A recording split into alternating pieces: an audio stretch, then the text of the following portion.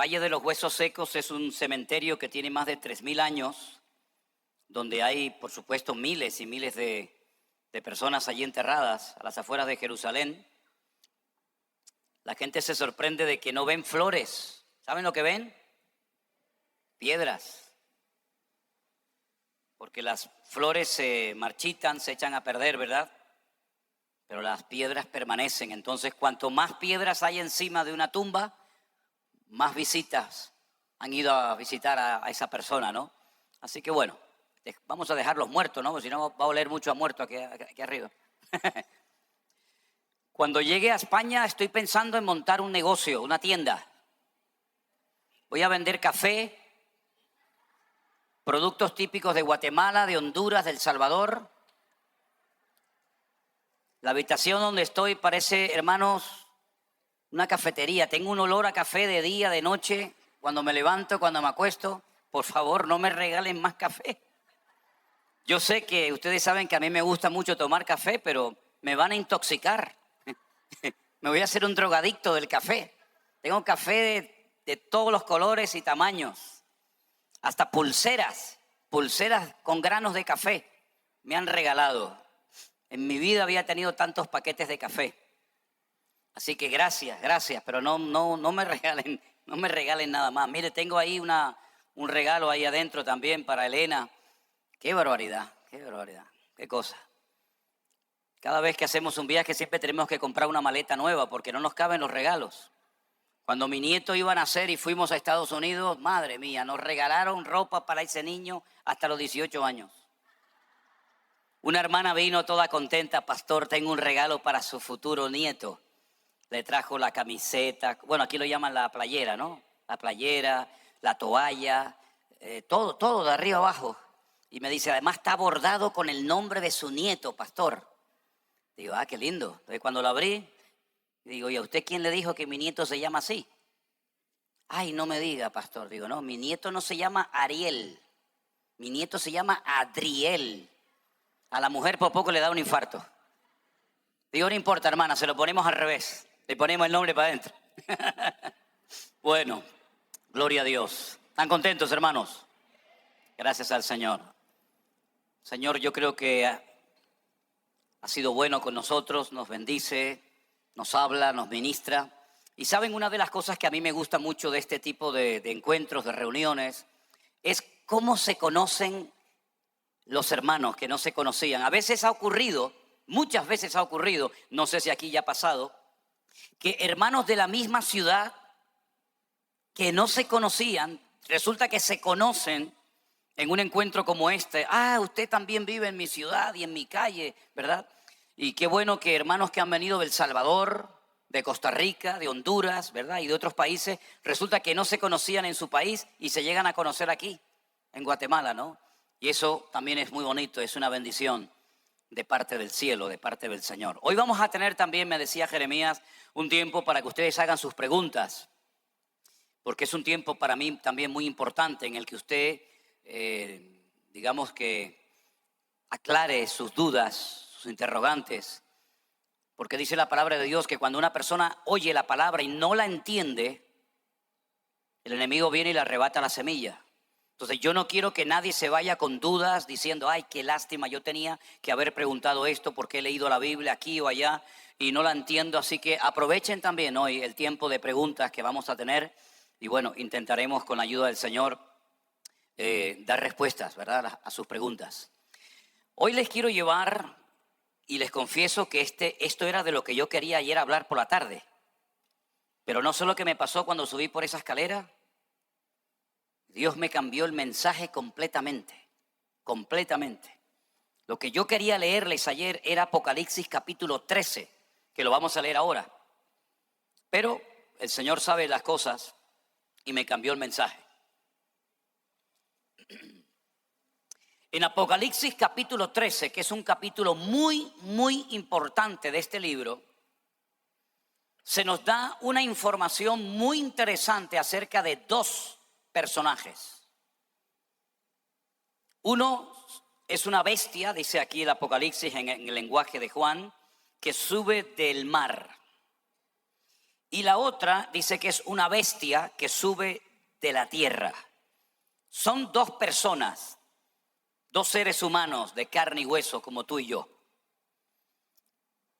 Son dos personas que en los últimos tiempos, en ese periodo que hemos denominado la gran tribulación, serán, digamos, protagonistas durante un tiempo de la historia. Esta primera bestia se conoce con el nombre, como lo vimos ayer, de el hombre de pecado, el hijo de perdición, el inicuo, el cuerno pequeño, así lo llama Daniel, el anticristo, así lo llama Juan, y recibe diferentes nombres. Porque ustedes saben que en la Biblia el nombre es algo muy, muy importante. A veces se le pone el nombre a un niño porque es bonito, o porque admirabas a un artista o a un futbolista o sabe Dios a quién, y coges el nombre de esa persona y se lo pones a tu hijo o a tu nieto. Pero cuidado con los nombres, porque así como todos tenemos un código genético que nos distingue, que nos diferencia el uno del otro, espiritualmente hablando, nosotros con nuestros nombres podemos atraer o podemos alejar ciertas y determinadas bendiciones en la vida. Hasta el punto, este tema es tan importante que Dios en varias ocasiones le cambió el nombre a varias personas. Tenemos, por ejemplo, el caso de Abraham o Abraham, como se llamaba inicialmente. Un hombre que nació en medio de una sociedad idólatra y pagana. Y allí lo que se hacía era que cuando una familia recién había tenido un niño, lo sacaban en una noche estrellada al desierto. Los astrólogos, los sacerdotes o los adivinos de la época miraban al cielo y ellos, en base a lo que interpretaran o a lo que creyeran que era así, le ponían el nombre al niño. Y a ese niño le pusieron el nombre Abraham, que significa en español, en castellano, Padre enaltecido. Cuando este hombre recibe un llamado de parte del Dios creador del cielo y de la tierra, para que abandone el lugar de su residencia, su familia, todo, incluso renuncie a su posible herencia, el Señor le dice que salió sin saber a dónde iba. Ahora, la Biblia en el Antiguo Testamento en hebreo no estaba dividida como nosotros hoy en día la tenemos en capítulos y en versículos. Lo que han hecho los judíos durante siglos es tomar diferentes porciones de la Biblia y ponerles más que un número, ponerle un nombre. Y entonces cuando dicen, por ejemplo, Noah, pues saben que es la porción que habla de Noé y del diluvio, ¿verdad? O cuando habla de la porción Bereshit, pues te está hablando de la creación y de todo lo relacionado con Adán, con Eva y todo eso. Pero hay una porción del libro del Génesis que se conoce con el nombre de Lej Lejá. Lej Lejá, la traducción literal es un poco rara porque significa sal para ti mismo.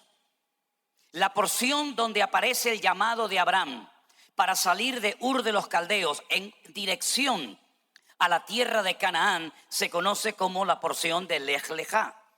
Porque lo que está haciendo el Señor es hacerle un favor a Abraham.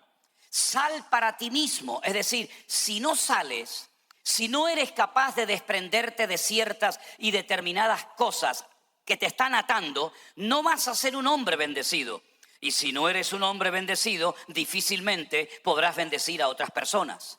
Porque uno da y transmite lo que tiene, no lo que no tiene.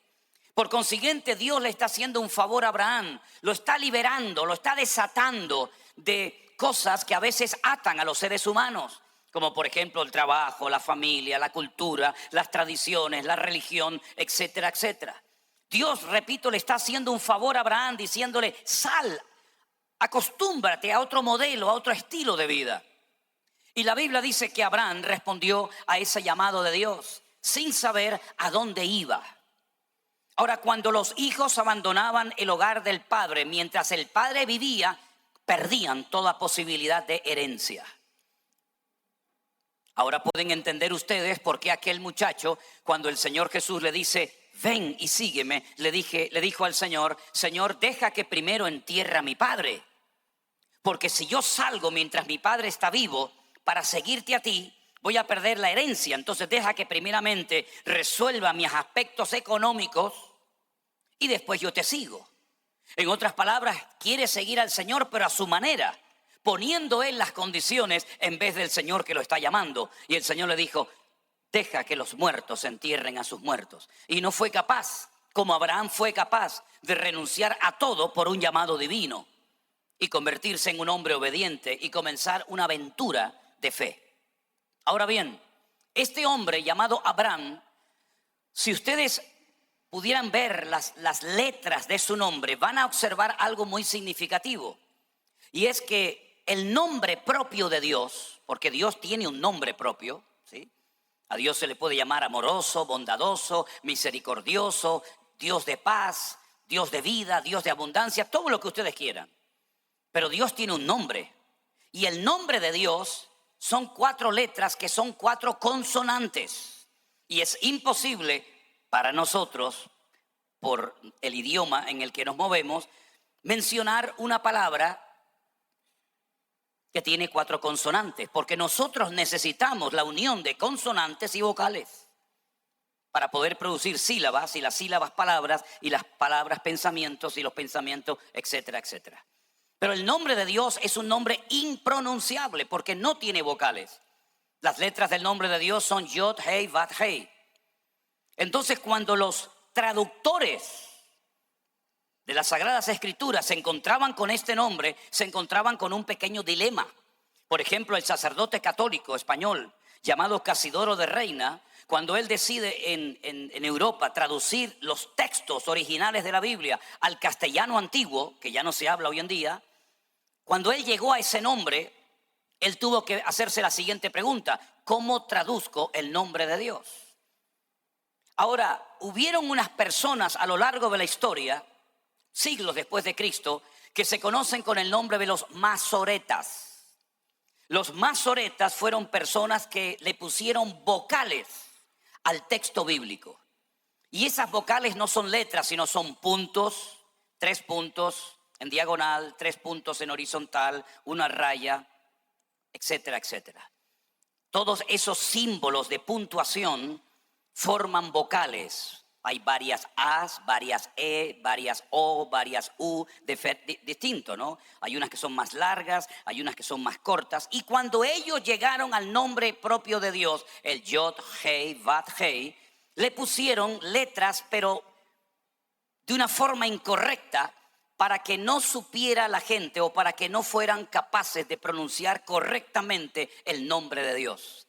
Porque como los judíos tienen prohibido hasta el día de hoy pronunciar el nombre de Dios, cuando ellos llegan a ese nombre, que lo saben pronunciar perfectamente, ellos dicen Hashem. Hashem significa el nombre. Ha es el artículo, Shem es nombre, el nombre. Entonces ellos no dicen Jehová es mi pastor, sino ellos dicen el nombre es mi pastor, ¿verdad? Que el nombre te bendiga, etcétera, etcétera. Entonces pusieron letras equivocadas y hay momentos en los que ese nombre propio de Dios se lee como Jehová y otros momentos se lee como Yahvé.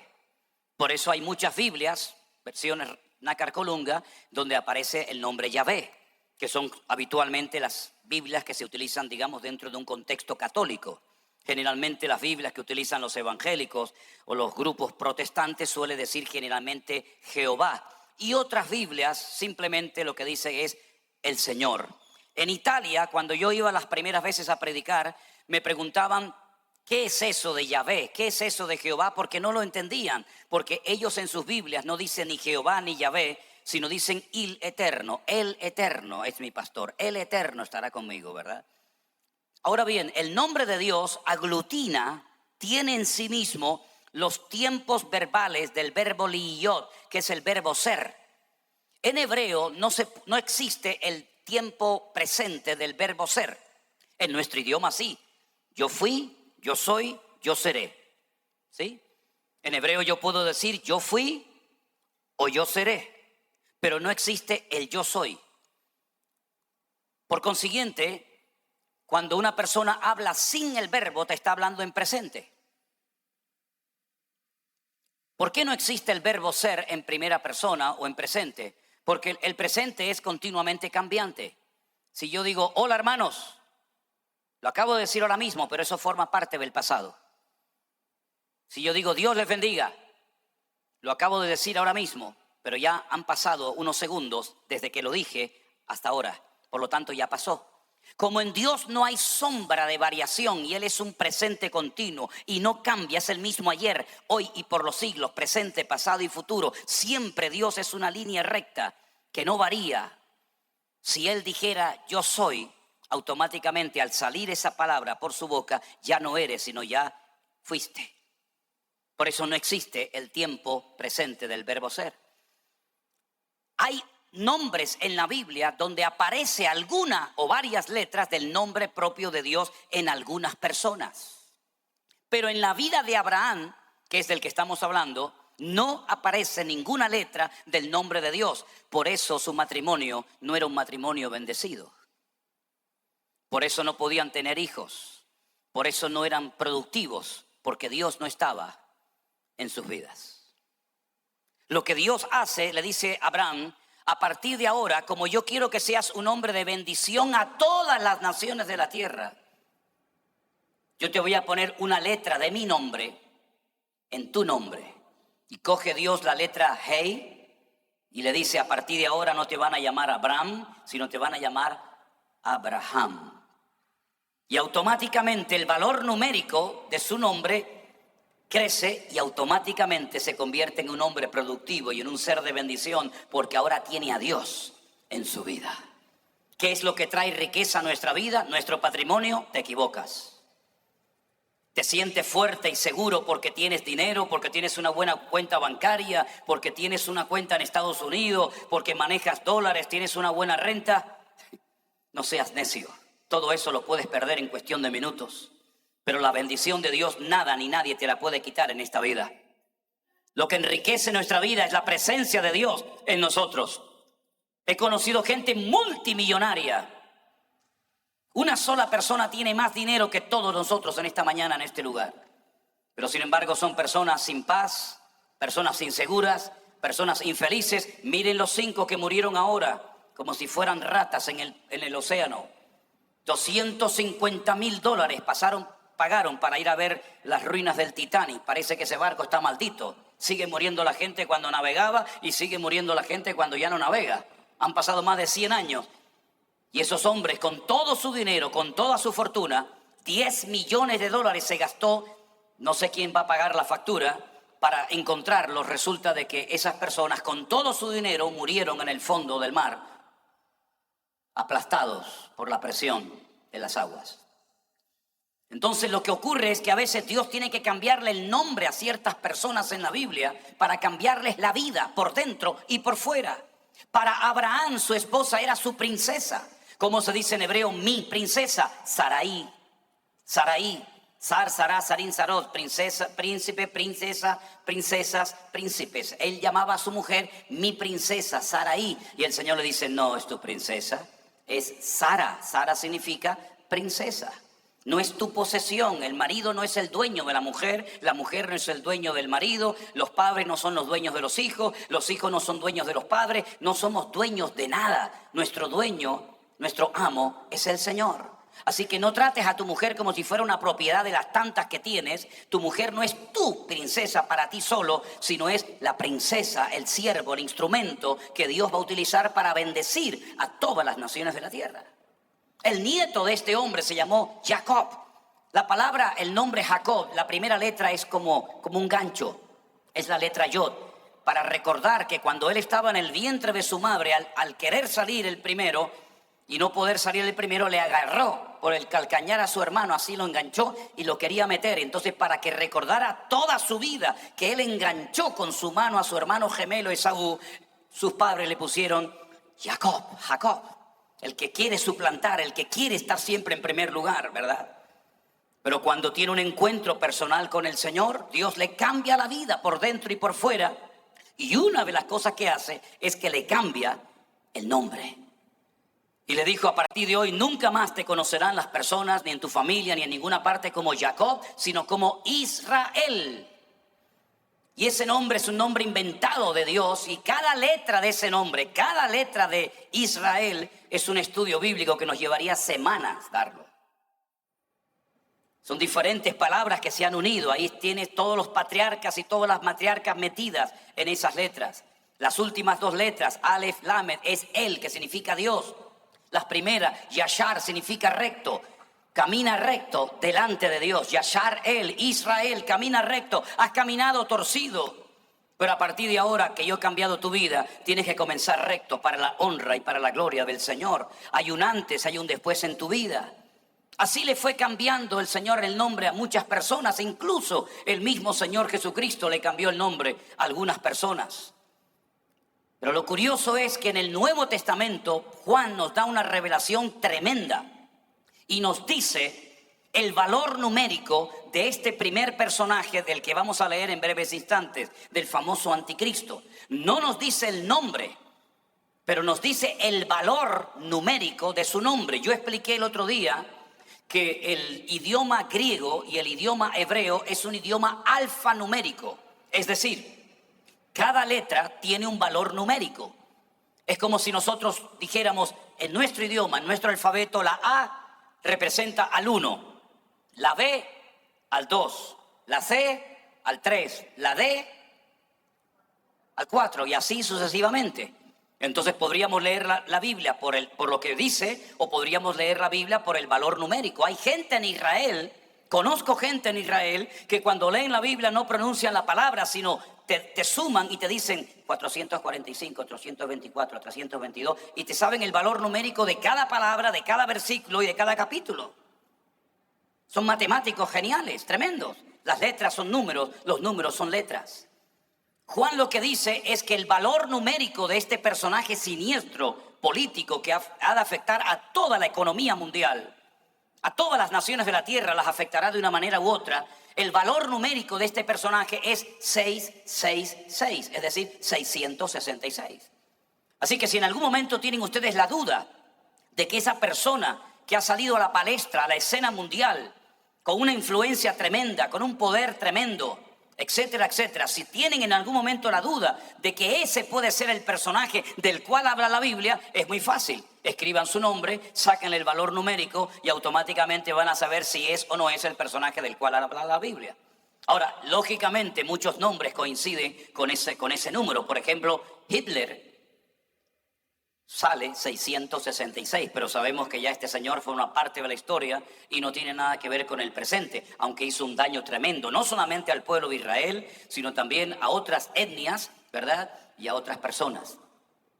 En Apocalipsis capítulo 13 dice que Juan tiene una visión donde él ve lo siguiente: me paré sobre la arena del mar y vi subir del mar una bestia.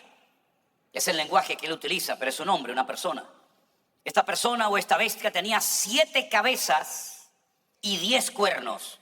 Ahora, algunos dicen, no entiendo nada. Bueno, le voy a dar una clave para que a partir de ahora usted disfrute leyendo las páginas del Apocalipsis. Cada vez que vea cabezas son imperios, y cada vez que lea cuernos son naciones. Así que podríamos leer el texto de la siguiente manera: vi subir del mar, de la arena del mar, una bestia compuesta por 7 imperios y 10 naciones.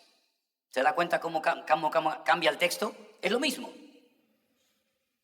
Dice que tenía en sus cuernos diademas, adornos, sobre sus cabezas un nombre blasfemo. Y la bestia que vi era semejante a un leopardo, sus pies eran como de oso y su boca como boca de león. Y el dragón le dio poder, su trono y grande autoridad. Y yo entiendo que hay muchos creyentes hoy en día que cuando leen cosas como estas se asustan y dicen, yo no entiendo nada, me vuelvo otra vez a leer Mateo, Marcos, Lucas, Juan, porque esto de los cuernos, la cabeza, los dragones, no me entero de nada. Pero estamos aquí para aprender de la palabra de Dios. Amén, hermanos. Así que no se asusten, porque al contrario, cuando ustedes entiendan y tengan las herramientas correctas para poder interpretar la Biblia será para ti un deleite diario y no vas a poder dejar de leerla y estudiarla, porque por fin vas a poder entender ese libro tan profundo y tan raro que a tanta gente le sorprende, que es el libro del Apocalipsis.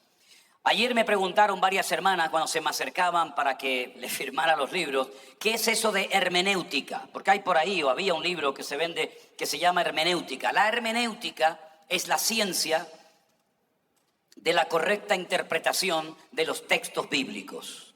Es decir, usted se encuentra con esto, un animal, una bestia, con 7 cabezas, con 10 cuernos, que dice que es parecido a un leopardo, que sus pies son como de un oso, su boca es como un león. Luego hay un dragón que le da poder, trono y grande autoridad. Y lógicamente, si usted no tiene los elementos, las herramientas de la hermenéutica para poder interpretar correctamente esto, usted no va a disfrutar de la palabra de Dios. Y yo lo que quiero es que ustedes se enamoren, no solamente del Dios de la palabra, sino de la palabra de nuestro Dios. Para poder entender muchas cosas del libro del Apocalipsis, último libro de la Biblia, hay que conocer algunas cosas que se nos dicen en el Antiguo Testamento. Por ejemplo, hay 2 capítulos que no los voy a leer por cuestiones de tiempo, pero sería bueno que ustedes detenidamente los leyeran. Uno es Daniel capítulo 2 y otro es Daniel capítulo 7. Cuando ustedes puedan, tranquilamente, detenidamente en sus hogares, lean estos 2 capítulos que les van a venir muy bien para poder entender, por ejemplo, el capítulo 13 del Apocalipsis. ¿Qué nos relata, a grosso modo, el capítulo 2 del libro de Daniel? Hay un rey llamado Nabucodonosor, rey de Babilonia. Tiene un sueño y al día siguiente llama a todos sus sátrapas, astrólogos, adivinos, sabios, etcétera, etcétera, y les dice: anoche tuve un sueño que me perturbó, porque sé que algo significa, pero no sé lo que significa, no sé cuál es la interpretación de dicho sueño. Así es que quiero que me digan lo que significa el sueño que yo tuve. Los que estaban alrededor de él, mira, lo peor, digo entre paréntesis esto, lo peor que puedes hacer en la vida, es una opinión personal, lo peor que puedes hacer en esta vida, si tienes un cargo político, religioso o de la índole que sea, es rodearte única y exclusivamente de lo que nosotros en España, perdonen si la expresión no suena bien aquí, disculpen, son de pelotas. Es decir, de personas que por no perder el cargo y el puesto y el sueldo, te van a decir a todos: sí, sí, sí, señora, sí, sí, sí, señor, sí, sí, sí, aunque sabes que están equivocados, pero te van a decir a todos: sí, sí, Juana, sí, señor, como usted diga. Lo peor que te puede pasar es que te rodees de personas que para que tú te sientas bien, te tienen que decir a todos sí y nunca llevarte la contraria. Eso es lo peor que te puede ocurrir. Yo necesito personas a mi lado que me amen y que me respeten de tal manera que si ven que me estoy equivocando, que se atrevan a decírmelo. Que no me digan: sí, pastor Manuel, sí, sí, pastor, lo que usted diga, sí. No, ¿cómo que sí, pastor Manuel? Yo no soy perfecto. Yo no soy un padre perfecto. Pregúntenselo a mis hijas. Yo no soy un marido perfecto. Pregúntenselo a Elena. Yo no soy un pastor perfecto. Ya ustedes lo saben perfectamente. Cometo mis errores. Tengo mis debilidades, tengo mis luchas, tengo mi carácter, tengo todo lo que tiene cualquier otro ser humano. Si yo me rodeo única y exclusivamente de creyentes, de colaboradores, de ayudantes, llámelos como quiera, que a todos me van a decir que sí, aunque saben que me estoy equivocando, me pueden llevar a la ruina y a la destrucción. Así que le pido que a los que me aman, si ven que en algún momento me estoy torciendo, si ven que en algún momento predico tonterías y me salgo de la palabra de Dios, por favor dígamelo. Porque es el mayor favor que me pueden hacer. Pero los reyes, los césares de Roma, los faraones en Egipto solamente se rodeaban de personas que le decían cosas dulces y bonitas y agradables. Miren, por ejemplo, algunos reyes de Israel. Dice que cuando iban a ir a la guerra llamaban a sus profetas, no a los profetas de Dios, sino a sus profetas, a los que ellos pagaban. Y usted sabe que hay un refrán que dice que el que paga, manda. Si yo te contrato como profeta, no se te ocurra profetizarme y decirme cosas malas porque te saco del trabajo. Entonces, ¿voy a ganar la guerra? Sí, mi rey, usted va a ganar la guerra. Y el enemigo va a ser derrotado, Señor. Y era mentira, era todo falso. Resulta de que las personas que rodeaban a Nabucodonosor le dijeron: cuéntenos, oh rey, el sueño y nosotros le daremos la correspondiente interpretación. Y Nabucodonosor dijo: no, hoy lo vamos a hacer de una forma diferente. Hoy vamos a cambiar el sistema. En vez de yo contarles a ustedes el sueño y ustedes inventarse una interpretación que sea dulce a mis oídos, cuéntenme primero el sueño que tuve y luego me lo interpretan. Y todos le dijeron: ¿cómo que te contemos nosotros el sueño que usted tuvo? ¿Y cómo vamos a saber nosotros lo que usted soñó? Dice: bueno, si ustedes son tan poderosos y tan sabios y tienen tantos poderes espirituales, no les va a costar nada averiguar, descubrir el sueño que yo he tenido. De esa manera me daré cuenta si ustedes verdaderamente son verdaderos o son falsos. ¿Qué le parece, hermano? Tremendo, ¿no? Una vez iba manejando en mi auto y puse una emisora y salió estas emisoras de estas que la gente llama para consultas, ¿no? De tarot, y yo, mi mujer me dice: ¿pero para qué escucha esas cosas? Digo: para reírme, para reírme. Llamó una señora: hola, buenos días. ¿Cómo se llama usted? Juanita Pérez. ¿Está casada o soltera? No, estoy casada. ¿Tiene hijos? Sí, tengo 3. ¿Y de qué horóscopo es? Soy de Sagitario. Claro, ya le has dado tanta información. Yo le hubiera dicho: no. Dígame usted cómo me llamo. Dígame usted si estoy casada o soltera. Dígame usted el color de ojos y de pelo que tengo. Dígame usted si tengo hijos. Dígame usted de qué signo soy. Y después empezamos a hablar. Una persona que no sabe ni cómo te llamas te va a solucionar la vida. Tan bajo hemos caído los seres humanos que nos fiamos de una persona que no sabe si estoy casado, soltera, viuda, separada o desesperada. Y usted me viene a mí a arreglar la vida, hágame el favor. Y encima le pagan, encima le dan dinero. En fin, la torpeza humana no tiene límites, ¿verdad? Nabucodonosor dijo: o me contáis el sueño o os mato a todos. Entonces Daniel, que vivía en el palacio porque había sido llevado, digamos, secuestrado, cautivo a Babilonia, dijo: oh rey, dame tiempo, deme tiempo, no se precipite, no tome una decisión en la ira. Yo siempre digo que hay 2 momentos en la vida en los que una persona nunca tiene que tomar una decisión: cuando estás enfadado o cuando estás desanimado. Cuando estás enfadado o desanimado, cualquier decisión que tomes te va a pesar. Cuenta hasta 10, relájate y mañana hablamos. Daniel dijo: deme tiempo y si Dios quiere, mañana yo le contaré el sueño y su correspondiente interpretación. Ok. Durante la noche Daniel oró junto con sus amigos y el Señor le reveló el sueño, y al día siguiente le dijo: rey, lo que usted soñó fue lo siguiente. Usted vio una estatua enorme, gigantesca, cuya cabeza era de oro. El pecho y los brazos eran de plata. El vientre y los muslos eran de bronce. Y las piernas y los dedos de los pies eran de hierro mezclado con barro. Cuando Nabucodonosor escuchó eso, se quedó temblando y dijo: es verdad, es verdad, eso fue lo que yo soñé. Increíble. Y Daniel le dice: ha sido el Dios del cielo el que me ha dado el sueño y también la interpretación. Y le dijo: la cabeza de oro representa su reino, su imperio, Babilonia. Pero después de que usted muera, sus sucesores, su imperio caerá y se levantará otro imperio que será el de los medos persas, representado por la plata en la figura. Pero ese imperio también caerá y se levantará un tercer imperio que representa el bronce, que son los griegos. Y finalmente el imperio griego también caerá y se levantará un cuarto imperio, que será el imperio representado por el hierro y el barro, que será el imperio de Roma. Claro, cuando Nabucodonosor oyó el sueño y escuchó la interpretación, imagínense la reacción de este hombre. Bendito sea el Dios de Daniel, que le dio la interpretación y ordenó que nunca nadie dijera nada en contra del Dios de Daniel, sino más bien todo lo contrario. Lo engrandeció, lo bendijo y bueno, ahí quedó la cosa. Pero si usted va al capítulo 7, ahora no es el rey Nabucodonosor el que sueña, ahora es Daniel el que sueña.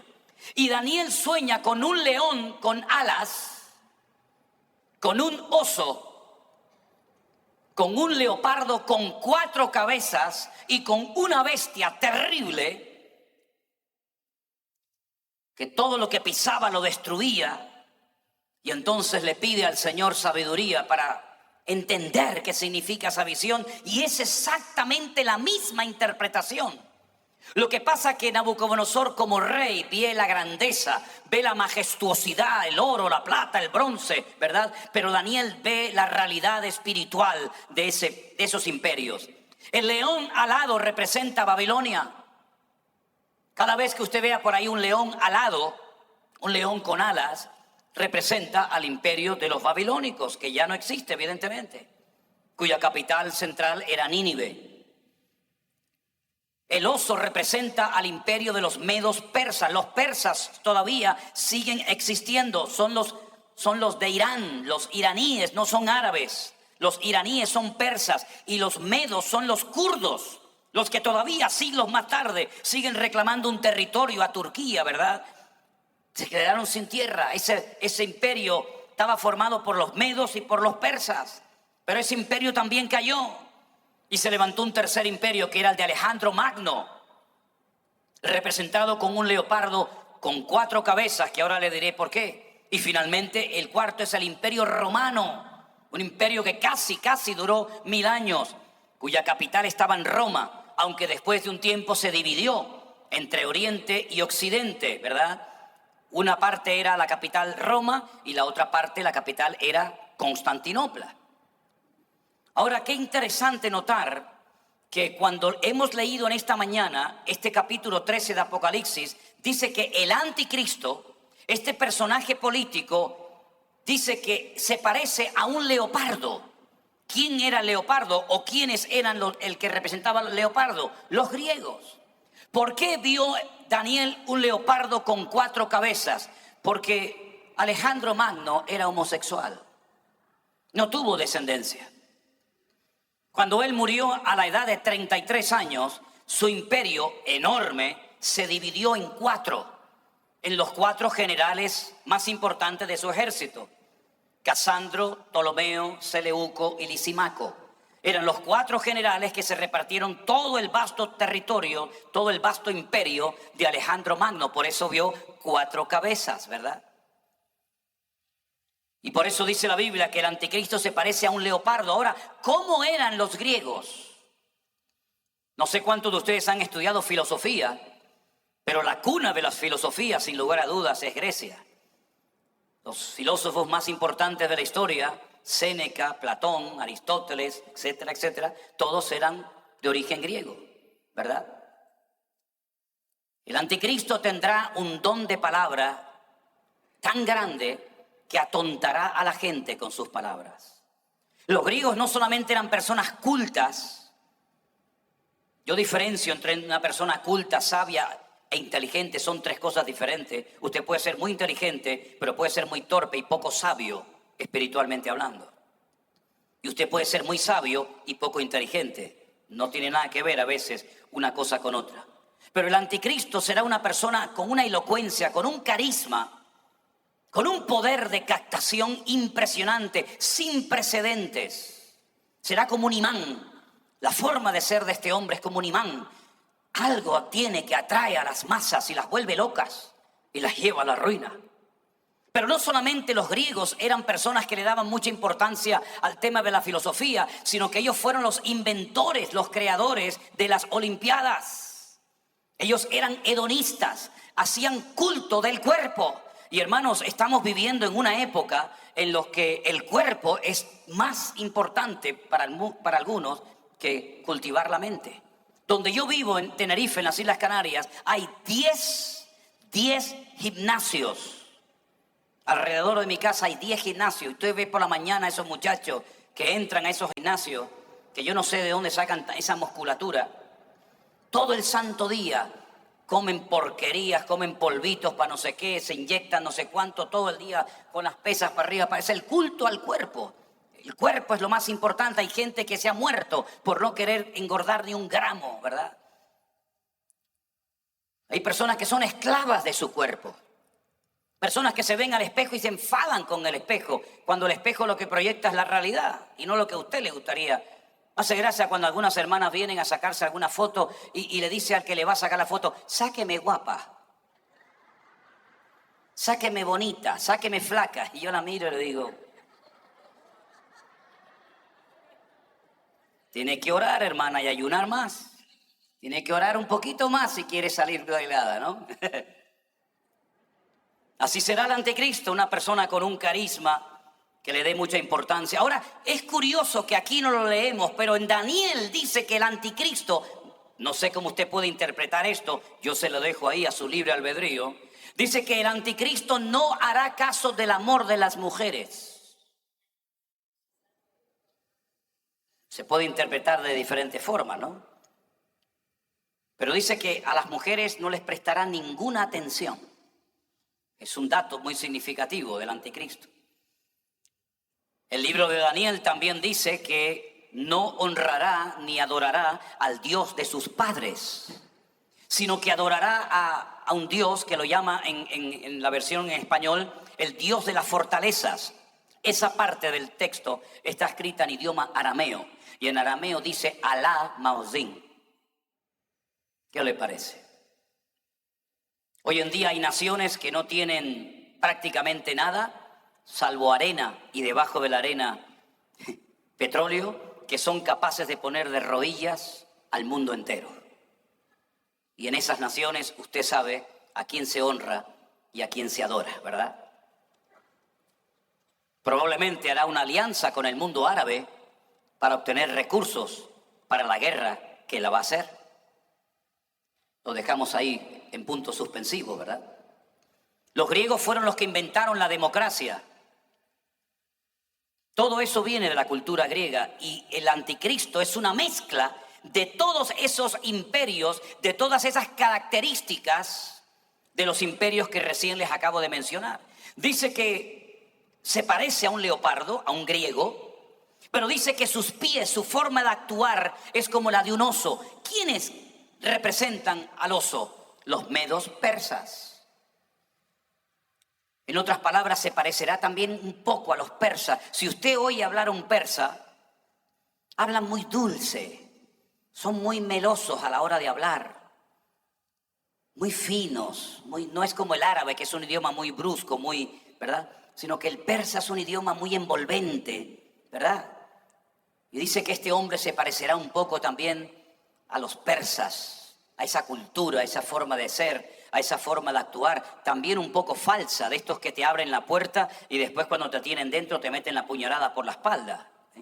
No se olviden ustedes que estas culturas inventaron la espada en forma de media luna.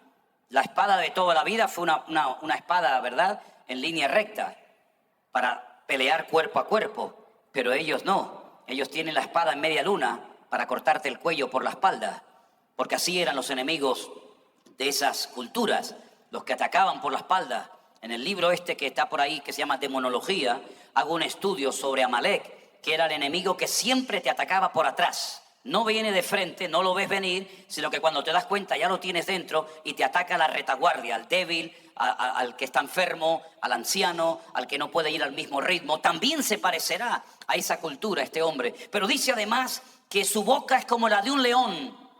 Aparenta una cosa, pero cuando habla, ustedes saben que Jesús dijo, de la abundancia del corazón habla la boca.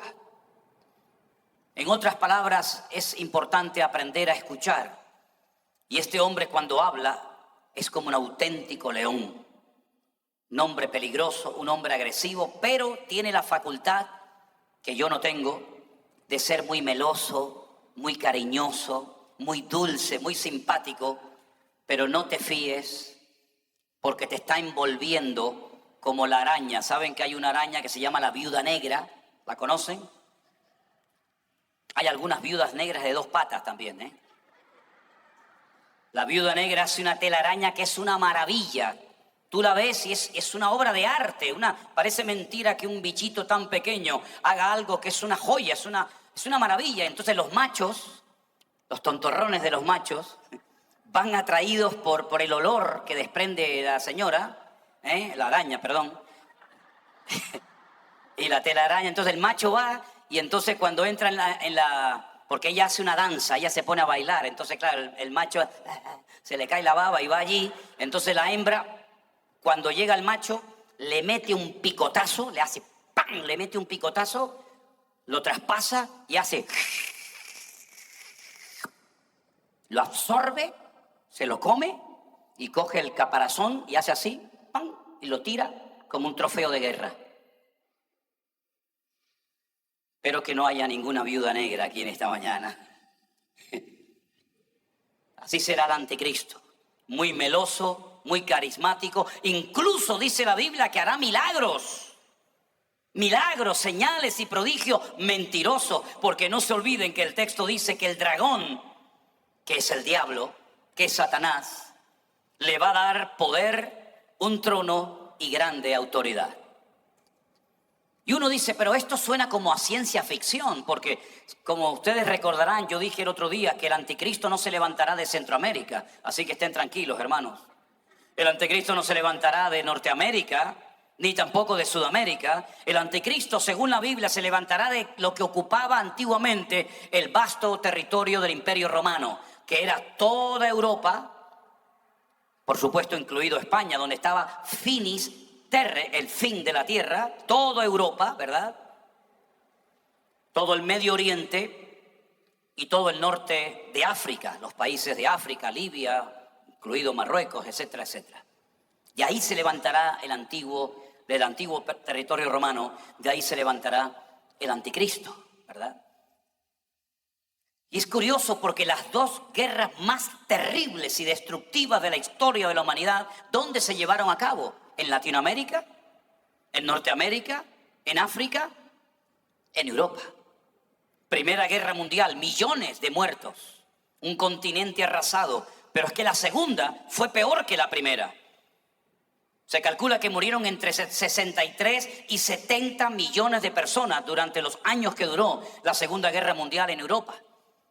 De ahí que muchos españoles, franceses, alemanes, italianos, etcétera, vinieron a Argentina, vinieron a países de Latinoamérica, como por ejemplo Venezuela. Mis padres vinieron a Venezuela, mis bisabuelos vinieron en barco de vela a Cuba, ¿verdad? Porque el continente europeo estaba totalmente arrasado. ¿A dónde voy? A Italia está destruida, Alemania peor. ¿A dónde vamos? No había comida, no había trabajo, no había nada. Era ruina, era miseria, era pobreza, era hambre, era desolación. Familias enteras destruidas, 6 millones de judíos exterminados, en fin, un desastre. Ese continente que quedó destruido 2 veces, hoy en día es uno de los lugares más prósperos del mundo. Tenemos una misma moneda, fíjense qué milagro, ¿verdad? Ayer fui a tomarme algo a un sitio y cuando me dieron el cambio, me dieron soles. Moneda de Perú. No sé si fue queriendo o sin querer, pero así era Europa hace años. En España la peseta, en Italia la lira, en Francia el franco. Y cada uno tenía su moneda. Eso ya no existe en Europa. Todos tenemos la misma moneda. Ya no hay fronteras. Usted no tiene que ir a un control de policía, a un control de frontera, presentar el pasaporte, que si me dan la visa, que si no me dan la visa, que si puedo entrar, que si no puedo entrar. No hay fronteras en Europa. Usted coge el carro en Portugal y se va por toda Europa y nadie le va a parar. No hay fronteras. No hay fronteras para los camiones, para los carros, nada. Es como todo un continente. Tenemos una bandera azul con todas las estrellitas de los países de la Comunidad Económica Europea. Una moneda, tenemos un ejército, tenemos un parlamento que tiene la sede en Bélgica, en Bruselas, y de ahí salen las leyes para todos los países de Europa. No pueden hacer los países de Europa lo que les da la gana, tienen que ser aprobados todos en el Parlamento Europeo. Así que tenemos tantas cosas en común, tenemos un ejército, una policía, una moneda, una bandera y algún día hasta una misma religión, dice la Biblia. Porque el segundo personaje del cual no he hablado hasta ahora aparece a partir del versículo 11 y ese personaje es lo que se llama en la Biblia el falso predicador o el falso profeta, si lo prefieren. Y miren qué curioso lo que nos dice. Después vi a otra bestia que subía de la tierra. Tenía 2 cuernos semejantes a los de un cordero, pero cuando hablaba, hablaba como un dragón. Hermanos, ¿saben qué? Las apariencias engañan. ¿Sabían eso, verdad? Aparenta un cordero. ¿Habrá un animal más tierno y más dulce que un cordero? Mi hija Miriam me dice, papá, ¿y cómo eres tú capaz de comer esos corderitos? ¿No te da pena? Digo, no, hija, no me da ninguna. Lo que me da pena es no comérmelo. Eso es lo que me da pena. O tristeza, ¿no? Dice que esta bestia, este segundo personaje, es como un cordero. El cordero es el único animal que cuando lo vas a matar te pone el cuello, ¿es así? Sí. Vaya usted a matar un cerdo. En España, cuando llega el tiempo de la matanza en esos pueblos por ahí perdidos y tienen que ir al corral, a la cucha o como lo llamen, y el cerdo yo creo que lo sabe. El cerdo se huele que lo van a matar. Intente sacar al cerdo de la cuadra para ponerlo encima de una mesa y clavarle un cuchillo y matarlo. Hermano, tienen que ir 20 personas detrás del bicho ese. Grita como un loco, se oye en todo el pueblo el grito del pueblo. No quiere morir. El cordero, por eso dice la Biblia en Isaías capítulo 53, que el Señor Jesucristo fue llevado al matadero como un cordero que no abrió su boca. Como cordero fue llevado al matadero y no abrió su boca delante de sus trasquiladores, ¿verdad? El cordero hace así, pone el cuello, lo degollas y rácata, te lo comes que está riquísimo. Perdonen, yo no soy vegetariano, soy carnívoro, ¿eh? Perdonen los vegetarianos o los veganos, no saben ustedes lo que se pierden. Ahora déjenme que les diga algo. Parece un cordero, pero cuando abre la boca es un dragón. Ejerce toda la autoridad delante de la primera bestia, en presencia de ella, y hace que la tierra y los moradores de la tierra adoren a la primera bestia, cuya herida mortal fue sanada. Parece que recibirá una especie de atentado del cual saldrá vivo. También hace grandes señales, de manera que hace descender fuego del cielo a la tierra delante de los hombres. Engaña a los moradores de la tierra con las señales que se le ha permitido hacer en presencia de la bestia, mandando a los moradores de la tierra que le hagan imagen a la bestia que tiene la herida de la espada y vivió. Se le permitió infundir aliento a la imagen de la bestia para que la imagen hablase e hiciese matar a todo el que no la adorase. Y hacía que a todos, pequeños, grandes, ricos, pobres, libres y esclavos, se les pusiese una marca en la mano derecha o en la frente, y que ninguno pudiese comprar ni vender, sino el que tuviese la marca o el nombre de la bestia o el número de su nombre. Aquí hay sabiduría. El que tiene entendimiento cuente el número de la bestia, pues es número de hombre y su número es 666. En este capítulo no se nos da toda la información acerca de este segundo personaje, pero en otros capítulos de Apocalipsis sí nos dice dónde va a tener su sede central este personaje llamado en la Biblia el falso profeta. Esta información no me la estoy inventando yo, está en la Biblia. Si tienen algún problema, discutan con Dios. Yo no escribí nunca la Biblia.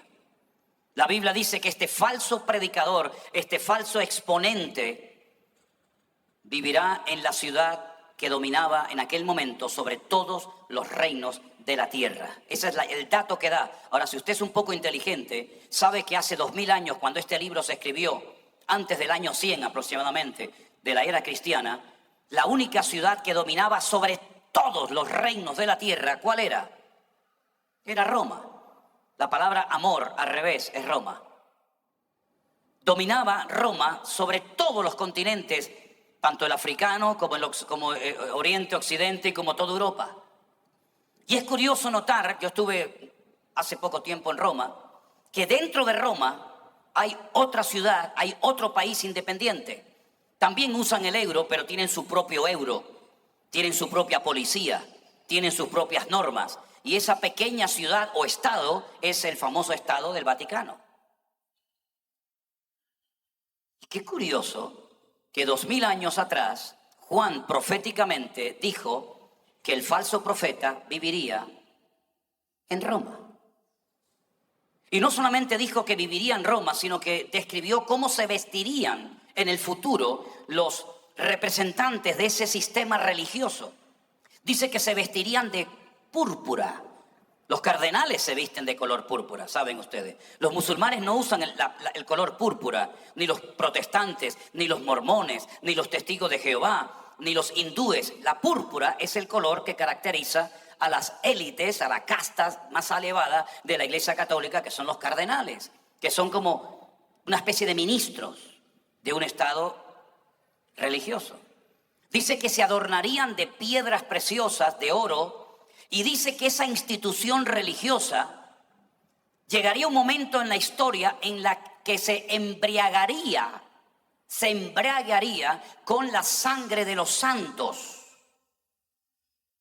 Y uno dice, pero ¿cómo podía saber Juan que 2000 años después de escribirse este sagrado y tremendo libro, en Roma iba a haber un estado representando a una institución tremendamente poderosa, que los representantes de dicha religión se vestirían con ese color, que tendrían un poder económico tremendo, hasta sus propios bancos, por cierto, y que además en un momento puntual de la historia se embriagarían de sangre de personas inocentes. Bueno, yo creo que todos ustedes han oído hablar del invento famoso de la Santa Inquisición, que aunque los españoles fueron los que más tiempo duraron con eso, se extendió no solamente a España, sino a Francia, incluso a Perú. En Perú, y creo que está en Colombia y en México, se hicieron autos de fe. Durante casi 300 años, la corona española, los reyes españoles, Felipe II, etcétera, etcétera, con el clero se fusionaron, se unieron para hacer una especie de limpieza, porque había un movimiento tremendamente poderoso que estaba enriqueciendo la cultura. Las personas estaban saliendo de la ignorancia, de las tinieblas, ¿verdad? A través de la traducción de la Biblia, cuando llegaba al pueblo, las misas se hacían en latín, el pueblo no entendía nada. Los curas eran los únicos que podían tener acceso a las escrituras, el pueblo lo tenía prohibido bajo pena de muerte, ¿verdad? Y cuando Martín Lutero, otro cura alemán, comenzó a traducir la Biblia al idioma vernáculo del pueblo, la gente comenzó a darse cuenta de que habían sido engañados, manipulados, etcétera, etcétera, y se produjo un despertamiento tremendo en Europa. Entonces un cura español, junto con otros, también decidió traducir la Biblia, que es esta que tenemos nosotros hoy en día. Salieron de la ciudad de Sevilla y los que se quedaron, todos murieron en la hoguera.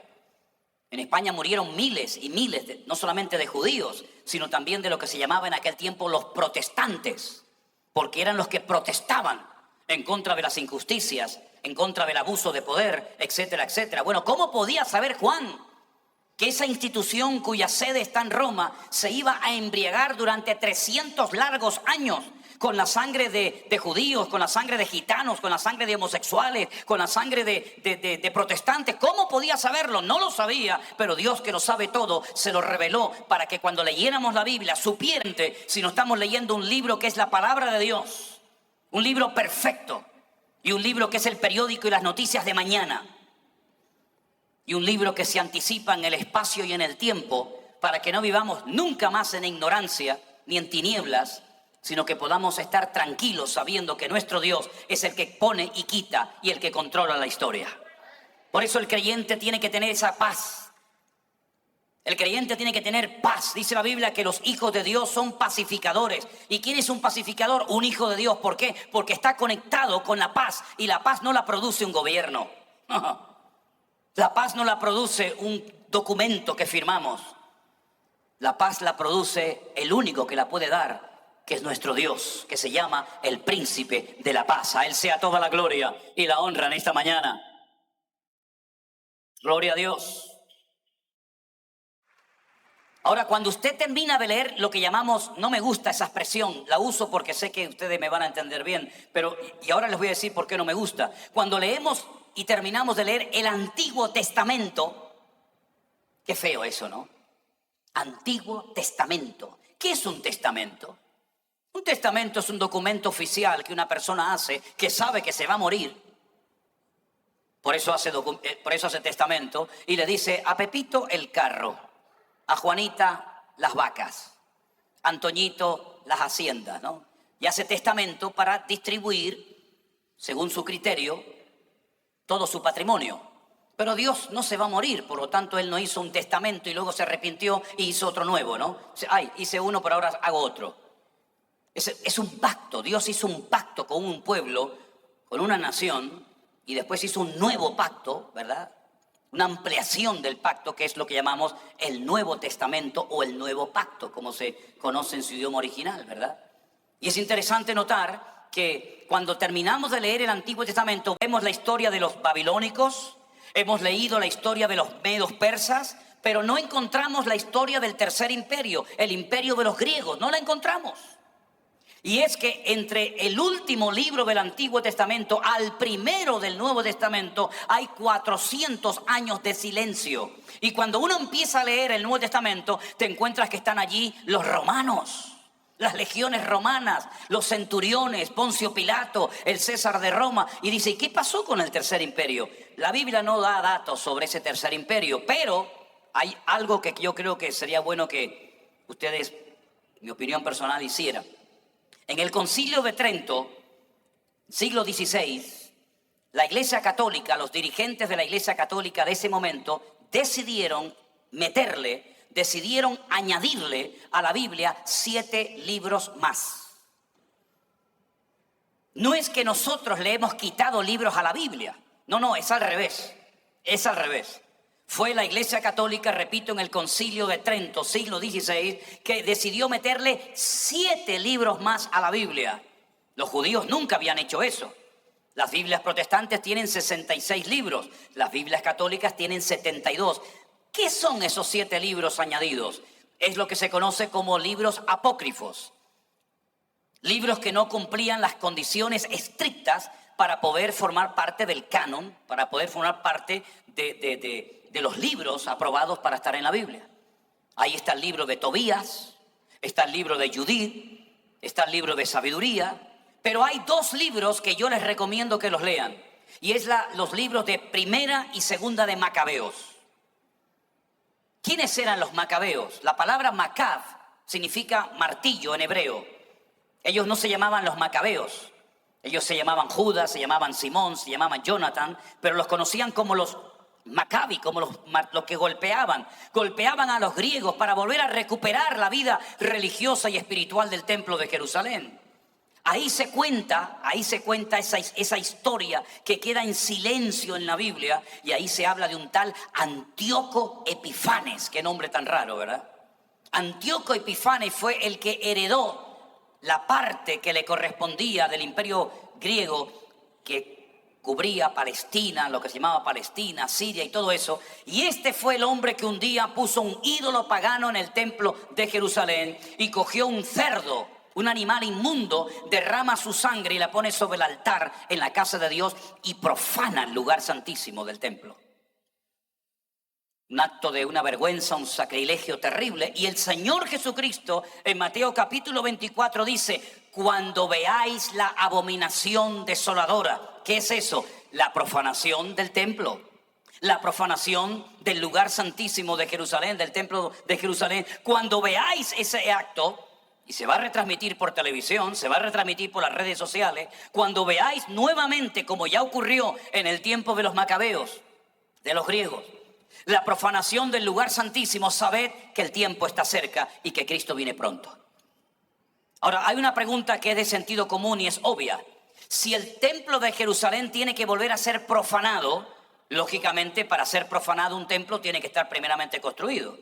En este momento, en el lugar donde se tiene que construir el templo, no hay templo. Yo llevo 21 años viajando todos los años, 3, 4, 5 y más veces a Israel, y el templo aún no ha sido construido.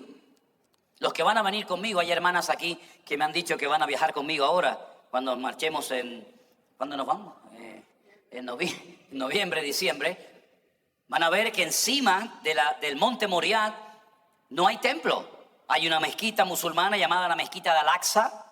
Los musulmanes dicen que la mezquita de Al-Aqsa, un dato que les doy, ¿no? Dicen que la mezquita de Al-Aqsa era donde Adán y Eva iban a orar. Pero ¿cómo van a orar Adán y Eva en la mezquita de Al-Aqsa si el Islam nació en el 600 después de Cristo? En fin, Y luego está el domo de la roca, una roca enorme, una cúpula enorme de oro donde debajo está la piedra donde Abraham subió a sacrificar a Isaac. No hay templo. Pero si dice la Biblia que el templo va a ser profanado, otra vez el templo va a ser reconstruido. Ariel Sharon, el presidente de Israel que ya murió, aquel que dio toda la franja de Gaza a la autoridad palestina y otras zonas, subió un día con la intención de poner la primera piedra en el templo de Jerusalén y se produjo la primera intifada, una guerra terrible donde muchas personas perdieron la vida. ¿Cómo se va a reconstruir ese tercer templo? Nadie lo sabe exactamente. Es tan difícil, políticamente hablando, para Dios no hay ningún problema, que algunos judíos, algunos rabinos dicen que cuando venga el Mesías del cielo, el templo descenderá del cielo. Tienen más fe para creer en eso que para creer que el Señor Jesucristo ya vino hace 2000 años. Pero sea como sea, y voy concluyendo, todas estas cosas que hemos leído durante años y años en la Biblia, que muchos hermanos nuestros murieron diciendo imposible que esto se dé. Miren, hermanos, ¿cuántos miles de creyentes murieron y nunca vieron la restauración del Estado de Israel, del moderno Estado de Israel?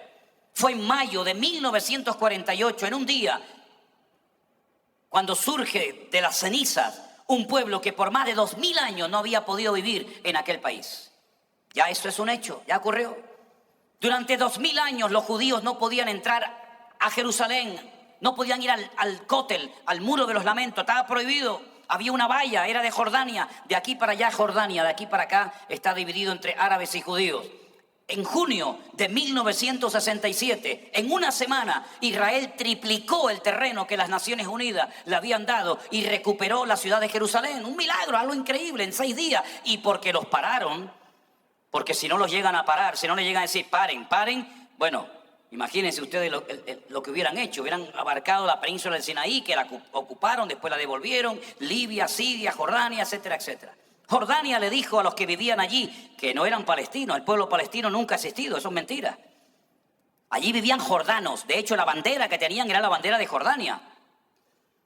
El rey Hussein de Jordania le dijo a los habitantes de Palestina en aquel momento, salgan del país unos días, que nosotros vamos a atacar a esta gente, los vamos a tirar al agua, al mar Mediterráneo, para que se mueran todos ahogados, y cuando les hayamos vencido, entren otra vez.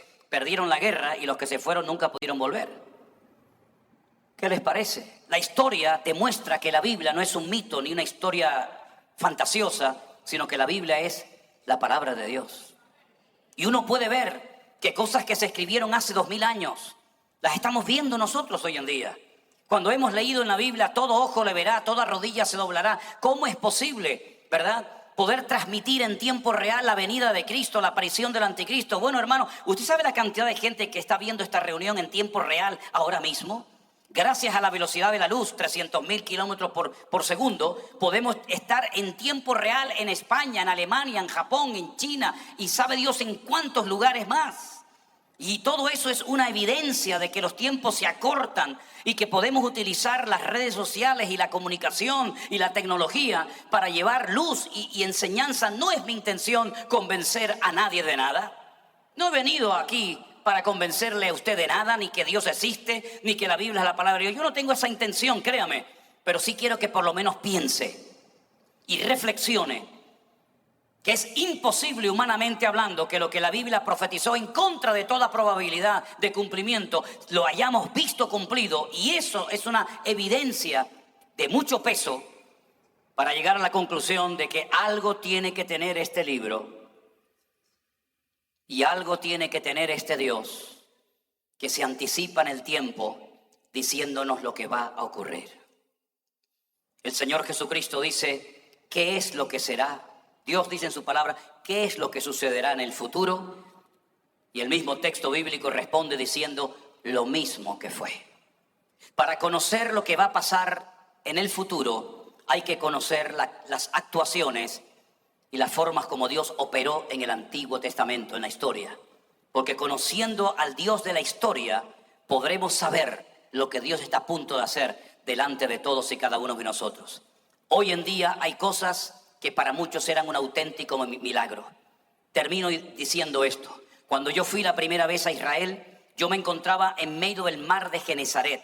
Israel es uno de los pocos, creo, países del mundo que tiene 4 mares. 2 externos, mar Mediterráneo, mar Rojo al sur, y 2 internos, mar de Genesaret al norte, mar Salado, Yam Jamelach al sur, mar Muerto. Yo me encontraba navegando en el mar de Galilea y mientras navegaba, una persona de allí me dijo: mi padre vino a este lugar y navegó en este mismo barco donde tú estás ahora mismo navegando. Y él dijo: esto es un sueño que seguramente durará muy poco tiempo. Su padre murió en un campo de concentración, toda su familia fue gaseada en los campos de exterminio nazi en la Segunda Guerra Mundial. Pero el volver aquí, después de 2000 años de diáspora, después de 2000 años de huir por aquí, de ser echados por allá, de no nos quieren aquí, no nos quieren allá, nos expulsan, es un milagro que hayamos podido volver a la tierra.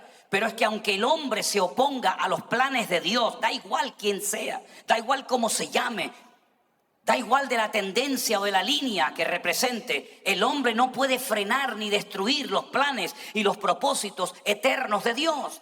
Dios nunca ha perdido ninguna batalla. Dios ha ganado siempre todo, y aunque parece que el hombre en un momento determinado se sale con la suya y se ríe y se mofa de Dios, el que tiene siempre la última palabra es nuestro Dios. Voltaire, el famoso ateo francés, él dijo: cuando yo muera, no creo que pasarán 50 años y no habrá ni una Biblia en el mundo.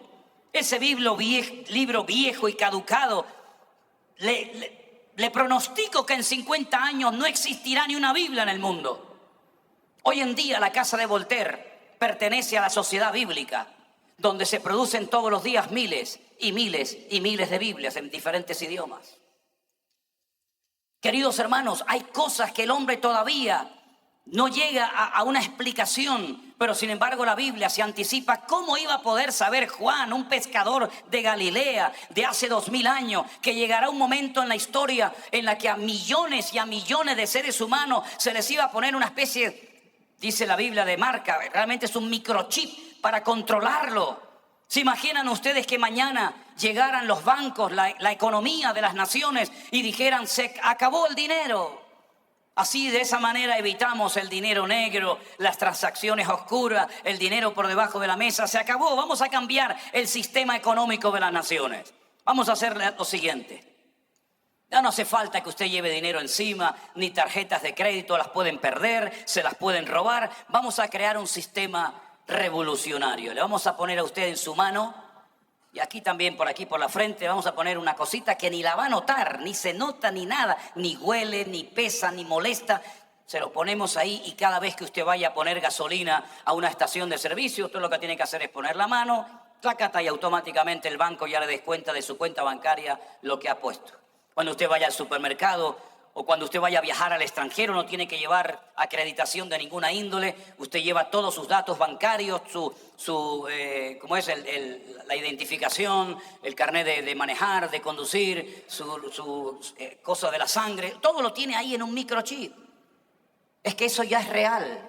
Los perros que yo he tenido, las autoridades españolas me obligaban a ponerle un chip por si se perdían o por si mordían a alguien. La policía le pasaba una maquinita y decía: este perro es de este señor y vive aquí, está vacunado, no está vacunado, etcétera, etcétera. Ya eso existe hace años con los animales. El otro día, cuando fuimos a predicar a la cárcel, ¿qué nos hicieron? Llegamos allí y nos hicieron aquí. Y yo digo: no se ve nada, póngalo más fuerte por si acaso después no salgo, ¿no? Si no, no se preocupe que lo vamos a ver. Y al salir, que nos pasaron una maquinita, una luz ahí ultravioleta, ¿verdad? Y salía la señal. Bueno, pues eso que te ponen por fuera, algún día te lo van a poner por dentro. Pero no se preocupen, yo dije ayer que eso no va a ser para los creyentes, sino en la segunda parte de la gran tribulación. Es decir, la tecnología ya está colaborando con la Biblia sin darse cuenta.